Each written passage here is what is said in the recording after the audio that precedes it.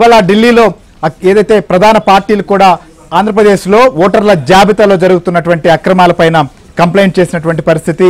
So మొత్తంగా ఇక్కడ చూసినప్పుడు అనేక చర్యలు కూడా తీసుకుంటున్నామని చెప్తున్నా వాస్తవానికి జాబితాలో నుంచి ఫిర్యాదులు చేసినటువంటి వాటిని కూడా తప్పించట్లేదని చెప్పి బీజేపీ టీడీపీ కూడా ఆధారాలతో సహా ఇవాళ ఈసీకి కంప్లైంట్ చేశారు. సత్య, ప్రధానంగా చెప్పండి, గతంలో మనం చూసాం కొంతమంది అధికారులపైన చర్యలు తీసుకున్నటువంటి పరిస్థితులు ఉన్నాయి. అయినప్పటికీ కూడా ఇలాంటివి ఎందుకు పునరావృతం అవుతున్నాయి? ప్రధానంగా బిఎల్ఓలు కావచ్చు, క్షేత్రస్థాయిలో విచారణకు వెళ్తున్నప్పటికీ కూడా ఇవి ఎందుకు కంటిన్యూ అవుతున్నటువంటి పరిస్థితి? సో ఢిల్లీ వరకు వెళ్లాల్సినటువంటి పరిస్థితి ఎందుకు వచ్చింది?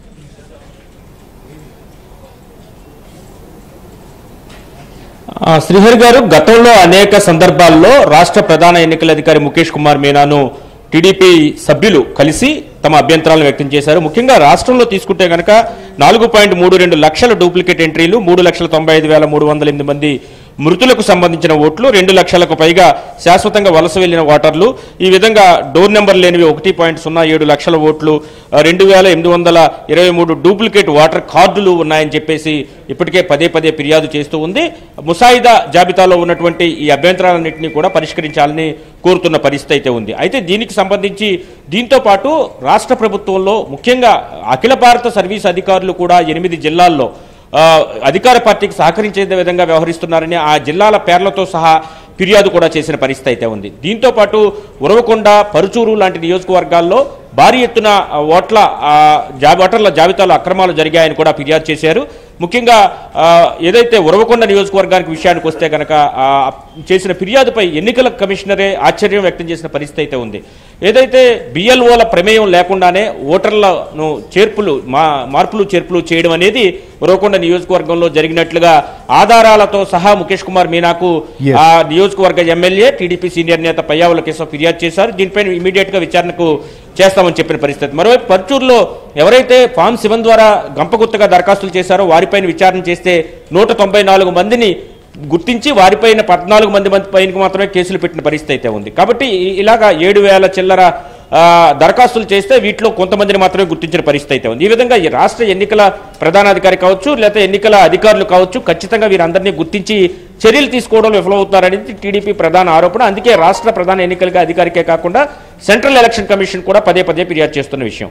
అయితే ఈ రోజు తీసుకుంటే మూడు పార్టీలు కూడా, అంటే టీడీపీ కావచ్చు, బీజేపీ కావచ్చు, అదేవిధంగా వైసీపీ కూడా, వీరిద్దరూ ఫిర్యాదు చేశారని వైసీపీ కూడా పోటాపోటీగా వెళ్ళి ఈ రోజు ఈసీకి ఫిర్యాదు చేసిన పరిస్థితి.